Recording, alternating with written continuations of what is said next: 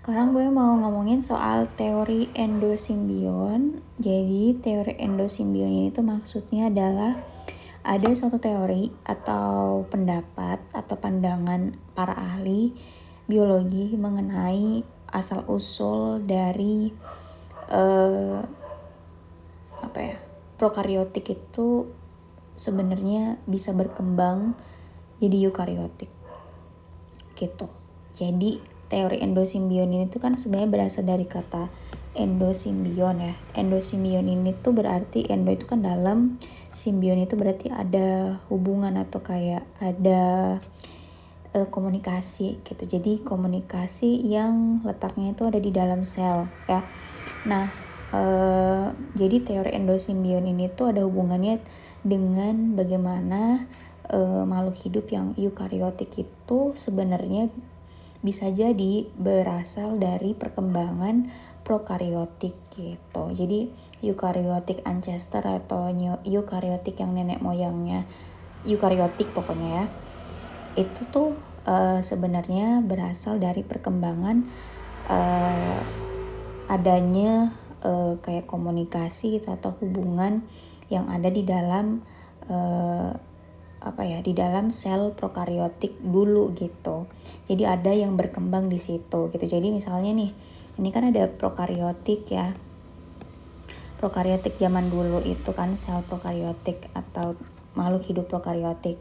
Nah, mereka itu kan ada yang tetap mungkin seperti ini gitu kan. Jadi kayak ya masih seperti itu karakteristiknya, terus dia jadinya kayak ada yang tadi sama, tapi ada juga yang misalnya dia beda gitu ya. Jadi mulai dari sini tuh ada kelihatan perbedaan gitu, sehingga nantinya berkembanglah eukariotik yang juga kan banyak banget gitu klasifikasinya ya gitu. Nah, kita udah tahu ya kalau prokariotik itu kan dengan eukariotik itu beda ya.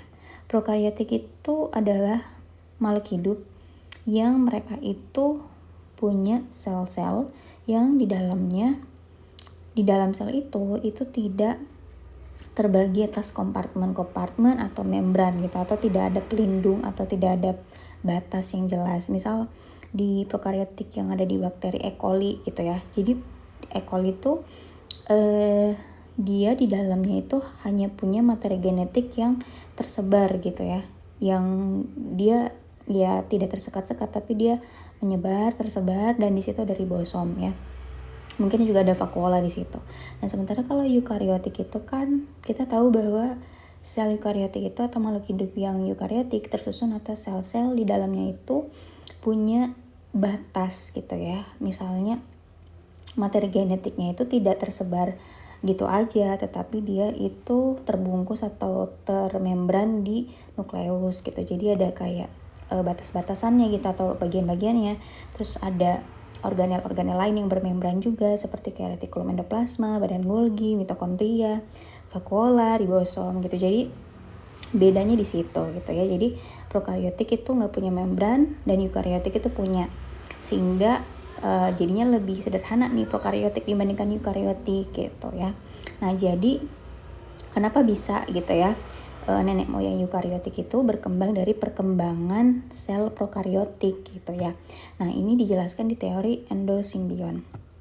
Jadi kita mulai dari sini dulu ya. Nah, dulu itu konon katanya prokariotik itu tersebar gitu di bumi ya. Jadi belum ada eukariotik, jadi baru ada prokariotik. Nah, prokariotik ini itu ada prokariotik yang fotosintetik ya. Jadi prokariotik yang bisa memanfaatkan cahaya matahari untuk dia bisa tetap hidup gitu ya, yang disimbolin dengan warna hijau ini. Dan ada juga prokariotik yang aerobik, jadi sumber energinya itu adalah dengan memanfaatkan oksigen atau O2. Nah, mereka itu kerjanya atau hidupnya ya beda gitu ya, atau sendiri-sendiri gitu ya, baik prokariotik fotosintetik dan prokariotik aerobik yang warna merah ini ya. Nah, terus lama-kelamaan mungkin berjalannya waktu ada prokariotik yang ukurannya gede nih. Nah, prokariotik yang ukuran gede ini tuh dia memakan atau menelan prokariotik aerobik ya. Dia memasukkan tuh kayak endositosis tuh, dimasukkan melalui pelekukan membrannya, terus nanti masuk ke dalam gitu. Nah, harusnya tuh mereka menelan ya. Kalau menelan itu berarti kan mencerna nih, atau mendaur ulang, atau kayak menghidrolisis lah ya, atau memecah-mecah lah ya prokariotik yang warna merah ini. Tapi ternyata enggak gitu. Jadi mereka hanya masukin aja si prokariotik aerobik tadi dalam badan si prokariotik yang gede ini.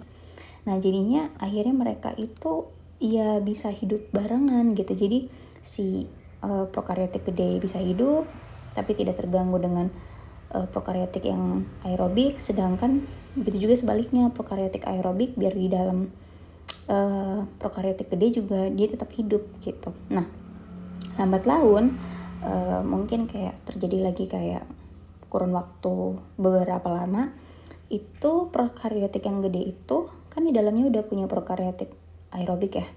Nah, dia akhirnya juga menelan, ada mungkin jenis prokariotik yang udah punya udah punya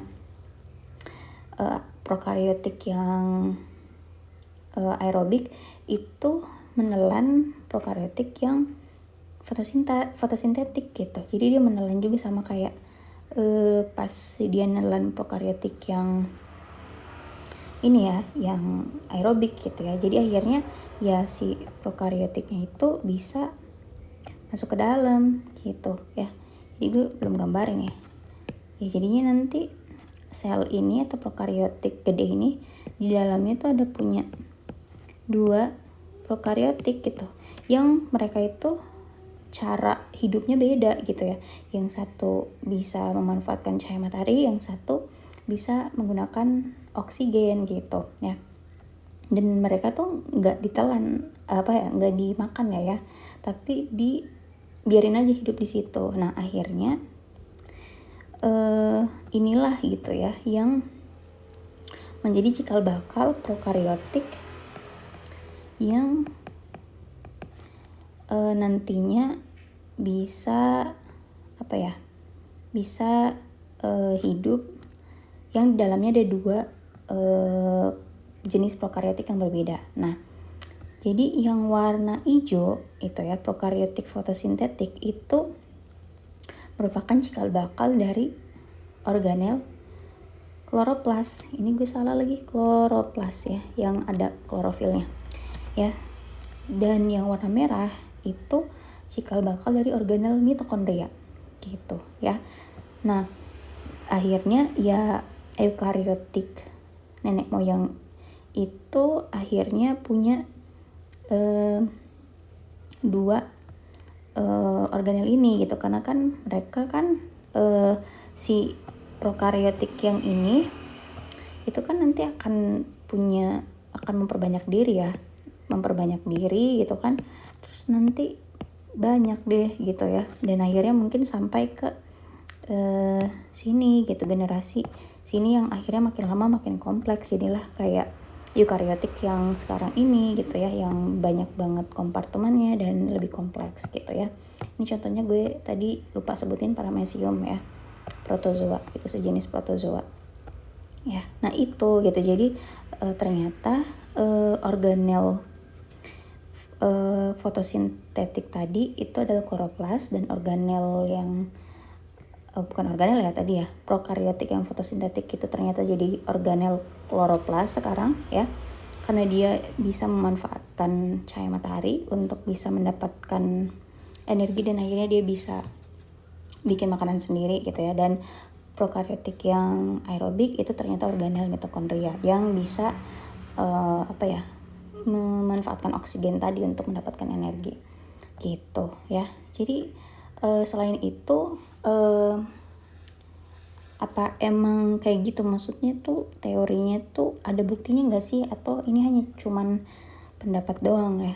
Ternyata ya bisa dibuktiin sih, dengan kita tahu bahwa organel kloroplas dan mitokondria itu kan mereka adalah organel yang semi otonom kan gitu, karena ya mereka punya materi genetik sendiri dan punya ribosom sendiri gitu ya.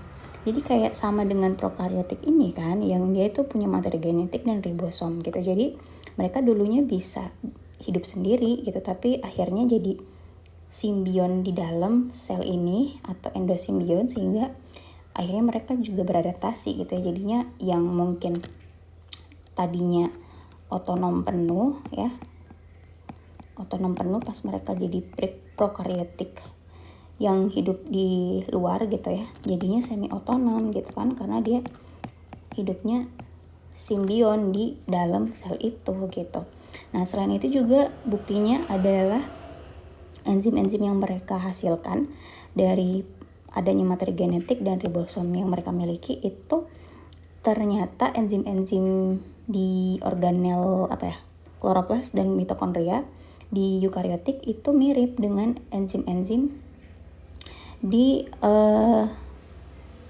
misalnya ya kayak di bakteri gitu ya, atau di prokaryotik dulunya gitu. Jadi hampir mirip-mirip tuh gitu. Nah berarti ada hubungannya tuh gitu ya, yang satu dia hidup sendiri, yang satu dia masuk ke dalam sel yang lebih gede gitu ya. Nah mungkin itu. Nah terus kalau dari sini tuh alur yang dimakan duluan tuh siapa sih gitu ya. Jadi ternyata yang ditelan duluan atau yang di endositosis duluan itu adalah mitokondria dulu ya, baru kloroplas gitu. Buktinya adalah kalau sel hewan dan sel tumbuhan itu kan dia punya perbedaan ya. Jadi kalau sel hewan dia punya mitokondria, sel tumbuhan juga punya. Nah sel hewan punya nggak kloroplas? Nggak punya kan. Jadi yang punya adalah sel tumbuhan gitu. Jadi yang duluan ditelan adalah mitokondria dulu, karena bisa mengcover semua eukariotik gitu ya, jenis eukariotik. Nah sementara yang paling belakangan yaitu kloroplas, karena jadinya kan ada pembagian tuh kan, eukariotik itu ada berapa gitu ya. Salah satunya adalah yang punya kloroplas yaitu tumbuhan gitu ya, atau misalnya jenis dari protista yang mirip tumbuhan gitu ya. Tapi semua dari sel eukariotik itu pasti punya mitokondria gitu. Jadi itu teori endosimbion dan hubungannya dengan penjelasan asal-usul eukariotik.